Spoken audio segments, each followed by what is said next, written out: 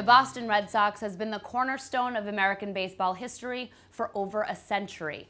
Fenway Park is celebrating its 100th anniversary and is positioned to remain active as America's most beloved ballpark for decades to come.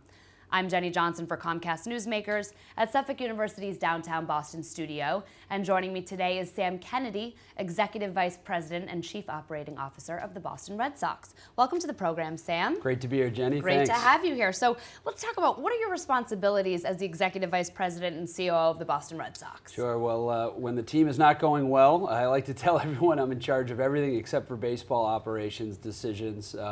We handle all the business, kind of the boring behind-the-scenes business stuff, the ticketing, the sponsorship, the broadcast relationships, the concessionaire relationship.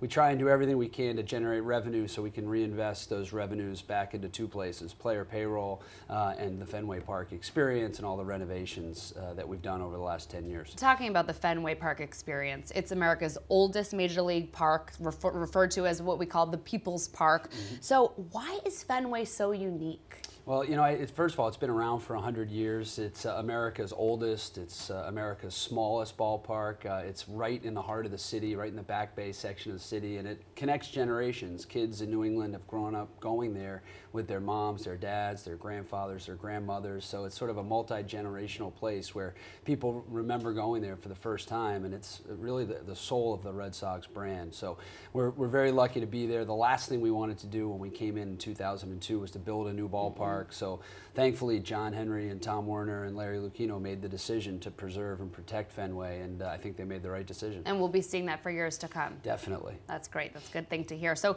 the team's going through some, personnel changes. So give us a sense of how, as a fan, you sort of connect with these new players. Yeah, well, it's hard. There's an old adage that baseball executives cannot fall in love with their stars, because if you do, you're in trouble, and you sometimes make bad baseball decisions. Of course, the fan base has to fall in love with the stars. That's what we do. So it's very tough when you have players who have had such great success come towards the tail end of their career. What do you do? Do you keep them around? Do you trade them? Do you let them retire? So we've had that decision with a few of our players over the last several years, and because we've had such success, the changing of the guard is difficult, but it's also exciting to have some new young players that we've scouted and developed as part of our own system. So those will be the stars of the future, and we're looking forward to their arrival. Okay, now I want to talk about the new playoff format with adding another wild card. What do you think about this? Pros and cons? Well, it's very good for the Red Sox.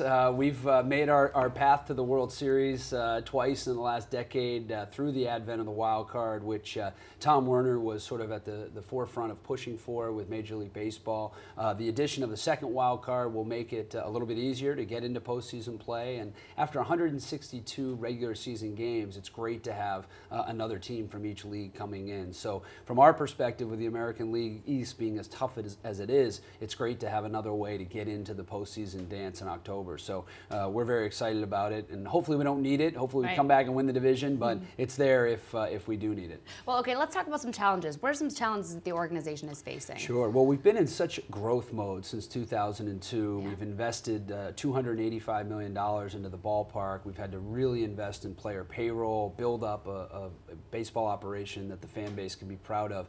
Now we're in sort of sustaining mode. We've had the ballpark selling out night in and night out. We've been playing consistently in October. We've had new and exciting projects at Fenway Park. Now we're in a mode where we have to sort of sustain that phenomenon, which is its own challenge unto itself, and it may be a harder challenge, quite frankly.